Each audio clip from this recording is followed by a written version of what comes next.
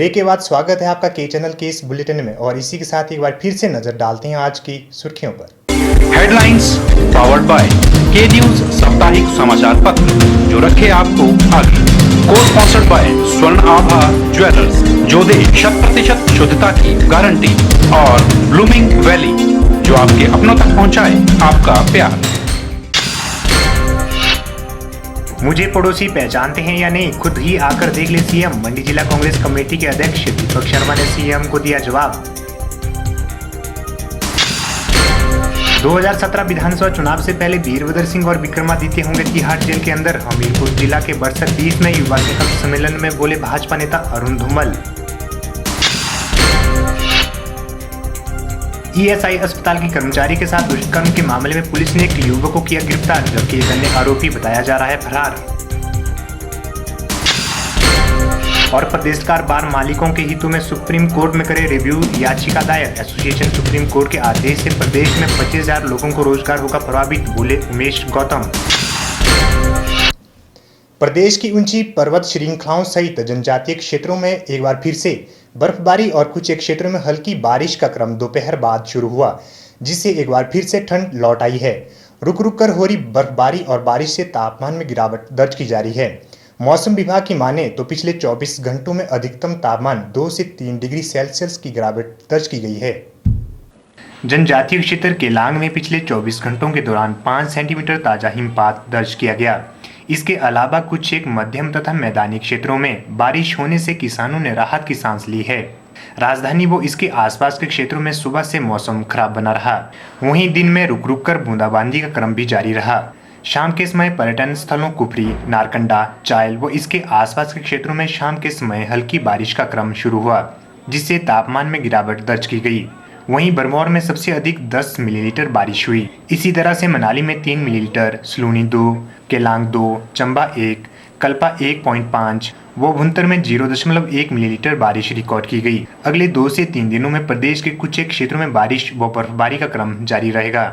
21 फरवरी को मैदानी क्षेत्रों सहित मध्यम ऊंचाई व ऊंचाई वाले क्षेत्रों में 1 या 2 स्थानों पर बारिश व बर्फबारी के आसार है। 22 फरवरी को मैदानी क्षेत्रों में सामान्य तौर पर मौसम साफ रहेगा। मध्यम ऊंचाई व ऊंचाई वाले क्षेत्रों में 1 से 2 स्थानों पर बारिश का क्रम जारी रहेगा। 23 फरवरी से प्रदेश भर में मौसम साफ रहेगा। ऐसे में आने वाले दिनों में तापमान में वृद्धि दर्ज की जा सकती है। ब्यूरो रिपोर्ट के चैनल मंडी। सुंदरनगर भाजपा अनुसूचित जाति मोर्चा की 3 दिवसीय प्रदेश स्तरीय प्रशिक्षण वर्ग के समापन समारोह में प्रदेश अध्यक्ष सतपाल सत्ती ने कहा कि कांग्रेस ने देश को 60 साल में जातिवाद के नाम पर बांटा और भारतीय जनता पार्टी को बांटने व बदनाम करने की कोशिश की है। वहीं उन्होंने कहा कि मुख्यमंत्री वीरभद्र सिंह ने धर्मशाला को राजधानी बनाने की बात कही। अब ऐसा न हो कि अगली राजधानी मंडी को ही बना दे। सत्ती ने कहा कि कांग्रेस ने 50 साल राज करने के बाद भी डॉक्टर भीमराव अंबेडकर को सम्मान नहीं दिया और जैसे ही देश में भाजपा की सरकार बनी तो संसद में डॉक्टर भीमराव अंबेडकर का चित्र लगाकर उन्हें सम्मान दिया गया। वहीं उन्होंने कहा कि कांग्रेस ने आज तक 100 खून कर देश को लूटने का कार्य किया और उन्हें माफ भी किया गया, तो उसको तमिलनाडु से कन्याकुमारी तक की चर्चा कहा जाता है। देश में शासन करती रही थी, उस कांग्रेस ने इस देश में लोगों को बांटने की कोशिश की। उसका जो मूल मुद्दा रहा वो बांटो और राज करो का रहा। कुछ चंद वर्गों को बहला करके, फुसला करके और बाकी वर्गों के काम करके उन्होंने कोशिश की कि समाज को आपस में जुड़ने न दिया जाए। बीजेपी को भी बहुत बदनाम किया गया। कभी हमें शहरियों की पार्टी कहा गया, कभी हमें बड़ी जातियों की पार्टी कहा गया, कभी हमें जब गांवों में घुस गए तो अब कुछ जाति के लोगों को बोलेंगे कांग्रेस के लोग या कम्युनिस्ट लोग कि ये तो इसकी पार्टी है, ये तो उसकी पार्टी है। लेकिन हम गर्व के साथ कह सकते हैं कि हम इस देश के 135 करोड़ लोगों की पार्टी है, हमारे पास 282 एमपी। वहीं उन्होंने कहा कि हम देश की उस जनता का शुक्रिया करते हैं जिन्होंने एक चाय बेचने वाले को देश का प्रधानमंत्री बनाया। भारतीय जनता पार्टी एक ऐसी पार्टी है जो सभी वर्गों के साथ चलती है। वहीं सत्ती ने कहा कि भारतीय जनता पार्टी 60 सीटों से हिमाचल में चुनाव जीतकर अपना परचम लहराएगी। वहीं उन्होंने कहा कि मुख्यमंत्री वीरभद्र सिंह झूठी घोषणा कर प्रदेश की जनता को ठग रहे हैं। कांग्रेस की हालत तो यह है कि जिनके नाम पर इतने साल कांग्रेस ने शासन किया, तथाकथित दलित मसीहा बनकर के वो घूमते रहे, लेकिन इस देश का दुर्भाग्य रहा कि इस देश का संविधान बनाने का जिम्मा जिस डॉक्टर भीमराव अम्बेडकर को दिया गया था, जो संविधान समिति के चेयरमैन थे, उसका लोकसभा के अंदर चक्कर लगना चाहिए। उसके लिए इस देश को 50 साल इंतजार करना पड़ा। जब अटल जी जैसा प्रधानमंत्री बना तो लोकसभा के अंदर डॉक्टर भीमराव अम्बेडकर जी का चित्र उन्होंने लगाया। के चैनल के लिए सुंदरनगर से विजय शर्मा की रिपोर्ट।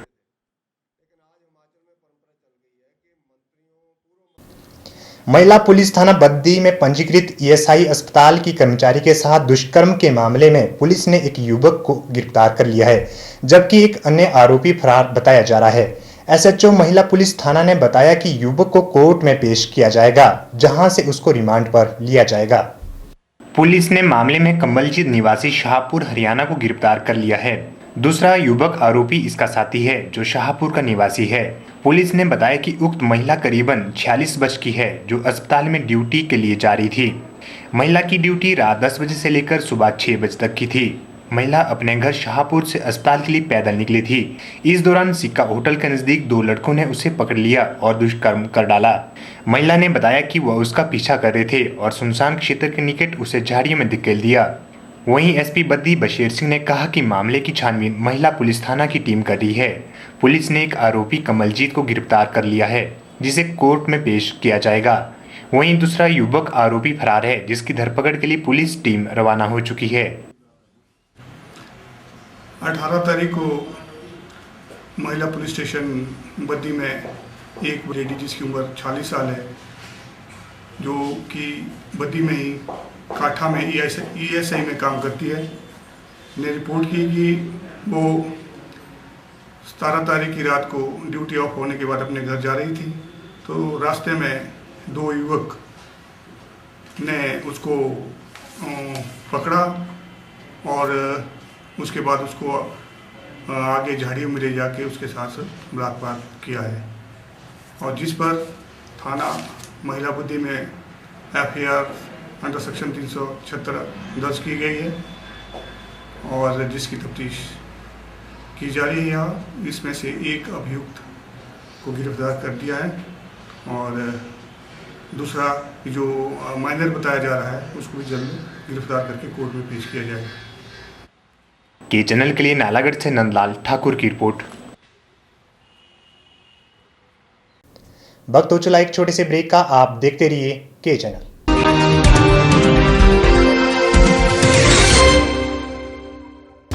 गुप्ता शॉल एम्पोरियम, जहां आप पाएंगे बेहतरीन व उच्च क्वालिटी की शॉल की विस्तृत वैरायटी। यहां pure woollen Kullu shawl, Kashmiri shawl, angora shawl, cashmilon shawl, feather shawl, pashmina shawl के साथ ही शॉल की और भी बहुत सी वैरायटी उपलब्ध है।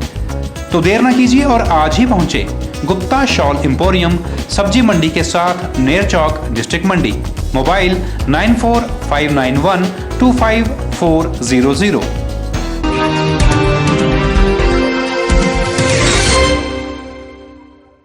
वक्त हो चला है की एक्सप्रेस का। हिमाचल की फटाफट खबरें जानने के लिए देखिए की एक्सप्रेस।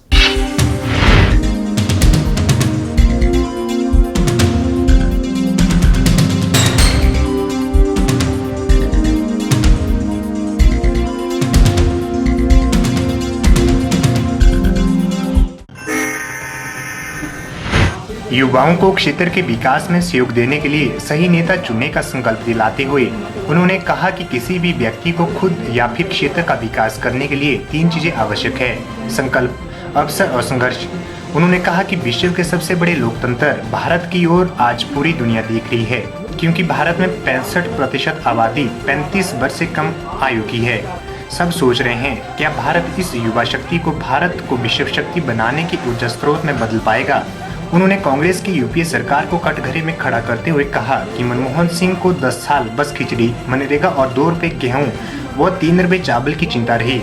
उन्होंने देश के भविष्य के लिए यही कार्यक्रम निर्धारण किया था कि स्कूलों में जाकर खिचड़ी खाओ, बड़े होकर मनरेगा में दिहाड़ी लगाओ और फिर उससे 2 रुपए किलो गेहूं और 3 रुपए किलो चावल मिलेगा।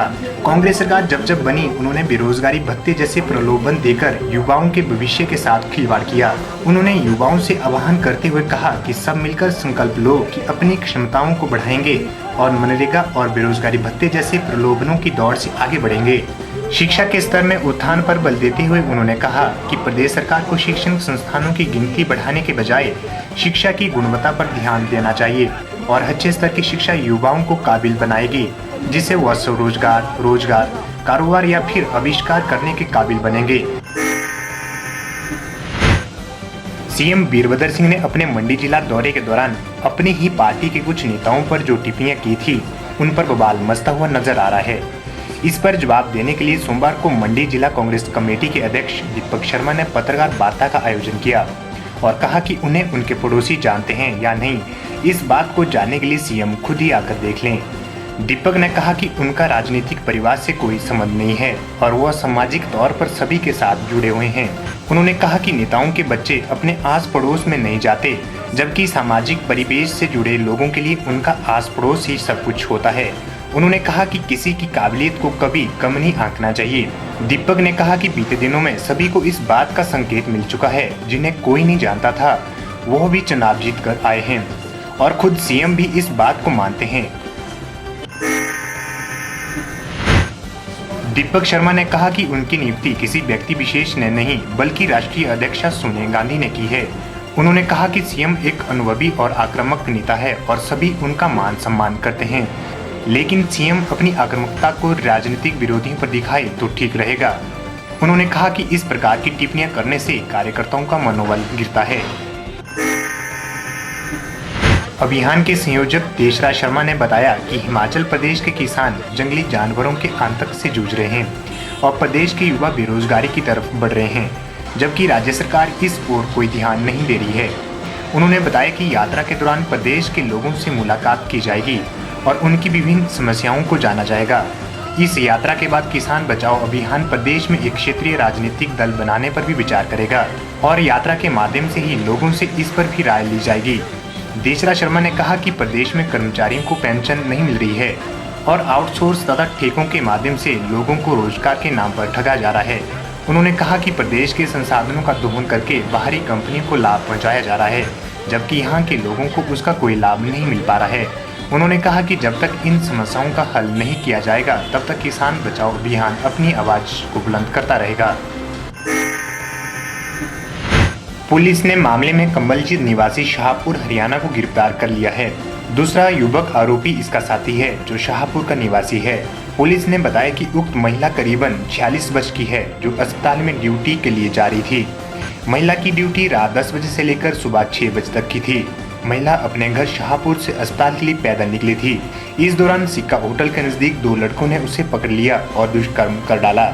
महिला ने बताया कि वह उसका पीछा कर रहे थे और सुनसान क्षेत्र के निकट उसे झाड़ियों में धकेल दिया। वहीं एसपी बद्दी बशीर सिंह ने कहा कि मामले की छानबीन महिला पुलिस थाना की टीम कर रही है। पुलिस ने एक आरोपी कमलजीत को गिरफ्तार कर लिया है, जिसे कोर्ट में पेश किया जाएगा। वहीं दूसरा युवक आरोपी फरार है, जिसकी धरपकड़ के लिए पुलिस टीम रवाना हो चुकी है।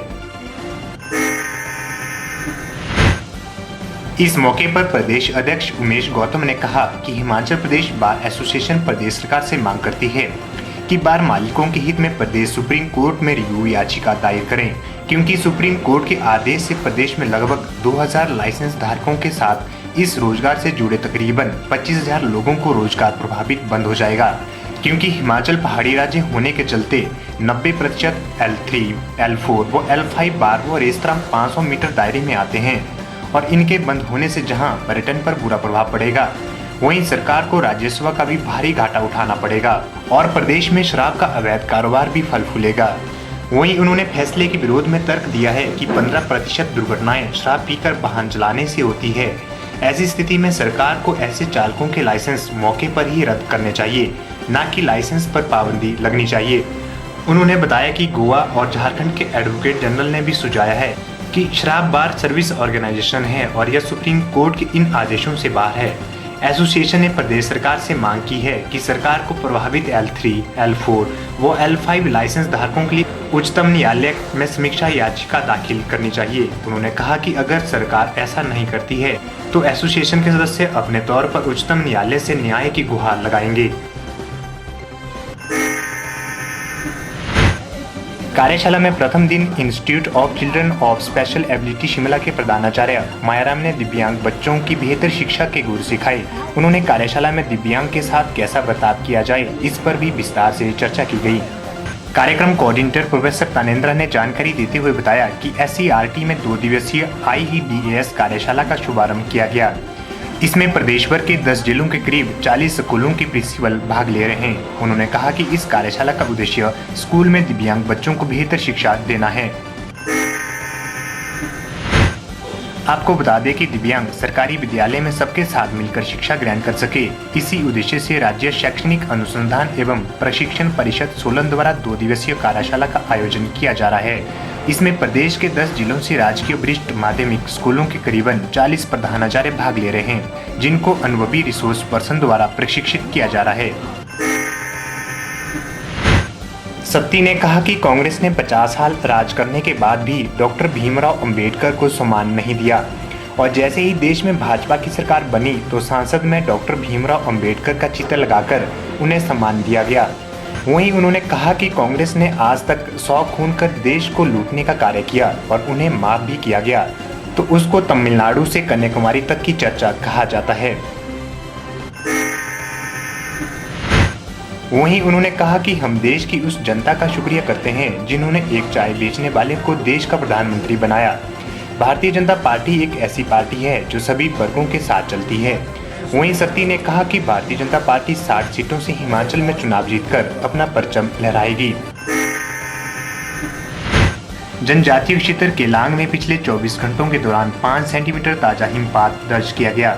इसके अलावा कुछ एक मध्यम तथा मैदानी क्षेत्रों में बारिश होने से किसानों ने राहत की सांस ली है।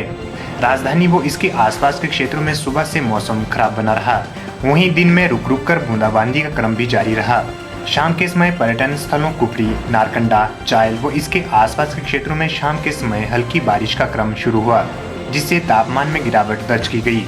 वहीं भरमौर में सबसे अधिक 10 मिलीलीटर बारिश हुई। इसी तरह से मनाली में 3 मिलीलीटर, सलूनी 2, केलांग 2, चंबा 1, कल्पा 1.5 व भुंतर में 0.1 मिलीलीटर बारिश रिकॉर्ड की गई। अगले 2 से 3 दिनों में प्रदेश के कुछ एक क्षेत्रों में बारिश व बर्फबारी का क्रम जारी रहेगा।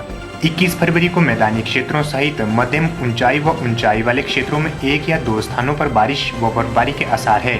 22 फरवरी को मैदानी क्षेत्रों में सामान्य तौर पर मौसम साफ रहेगा। मध्यम ऊंचाई व ऊंचाई वाले क्षेत्रों में 1 से 2 स्थानों पर बारिश का क्रम जारी रहेगा। 23 फरवरी से प्रदेश भर में मौसम साफ रहेगा। ऐसे में आने वाले दिनों में तापमान में वृद्धि दर्ज की जा सकती है।